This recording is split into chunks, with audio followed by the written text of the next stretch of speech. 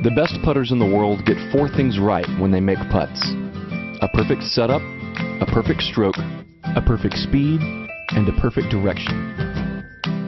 Seymour's patented and proven rifle scope technology putting system helps golfers improve all 4 areas. Here's how. First, get in a comfortable posture. Square the face to the target line using the putter's alignment line. Then hide the red dot.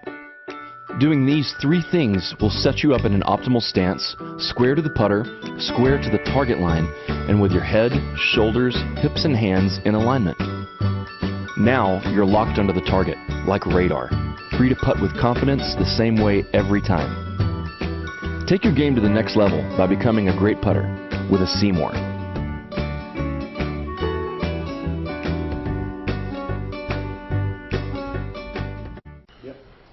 All right, Rob. So a couple things that we talked about. We talked towards the end. We talked about your club face, and I think you get this little space in between you there. Not too much here, right? But you get that space there, which is right, which is not keeping the elbow close and making the club face square. So is that you think that's a big thing? Keeping that armpit in. That'll help me square up the club face? Square the club face, yep. Okay. Yep. And then as you take the golf club back, all right, this is Jordan, but put a line, right, or a shaft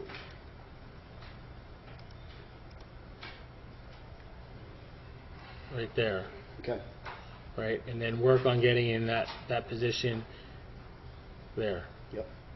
And that'll get you over top of your shoulder, right? If you wanted to look yourself in the mirror, make sure your hands are on that side of the shoulder. Yep. If you're going to look at your swing plane as well, make sure that shaft is pointing straight to the golf ball. Awesome. Right. Yep, that's huge.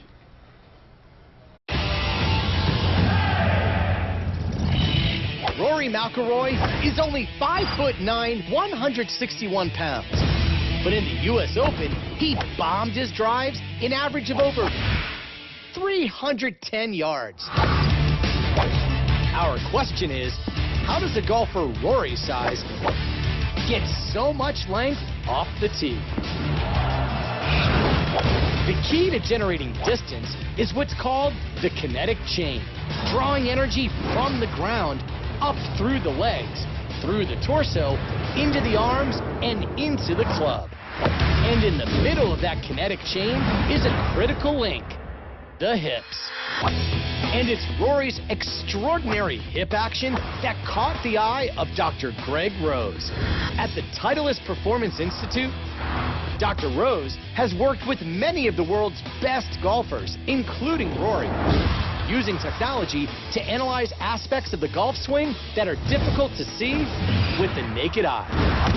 Rory's got that beautiful tempo, but as he comes through impact, all of a sudden something very different happens, which makes a lot of us sports science guys look at this and go, wow, what's going on there? If we look at hip speed, most amateurs are around 300 to 350 degrees per second. That's how fast they're rotating. Most tour players are around 550 degrees. Rory gets to this amazing 720 degrees per second on the downswing. What's truly remarkable about Rory's hip acceleration is that it has another gear, reverse. So if I'm looking at anatomy, you got to understand your abdominals, they run diagonally. Those are called your oblique abdominals. They start on your rib cage and they run down to your pelvis. So imagine it's like a rubber band attached to either side, and as that rubber band is contracting, it's going to grab both sides and pull them closer together. So in Rory's case, those abdominals fire so hard, it actually takes his lower body and it actually spins in the opposite direction.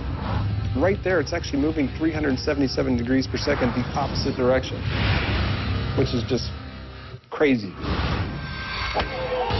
In other words, for a split second, Rory's hips actually move backward faster than most golfers ever move their hips forward.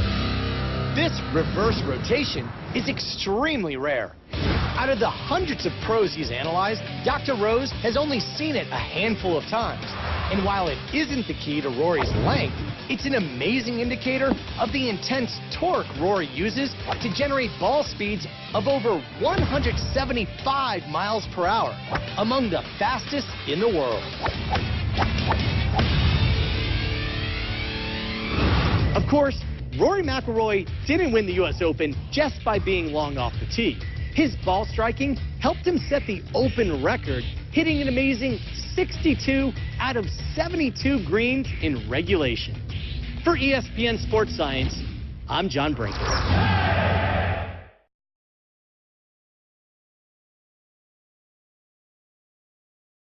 Well, the most important thing in a golf swing to me is the movement of the lower body from the top of the swing. And if you don't mind, I'll demonstrate. First off, you start down below with your knees and your hips. At the top of the swing, you move the lower part of your body, not your shoulders, the lower part of your body, letting your arms and hands follow, bringing you into position to hit. But this is the first movement there. Then you release at the bottom. Most people do it entirely opposite. They rotate their shoulders first instead of their lower body. As a result, they come across the ball and hit the outside of the ball instead of the back of it. If you don't mind, I'll hit a ball, and the first thing to watch is what starts first from the top of the swing.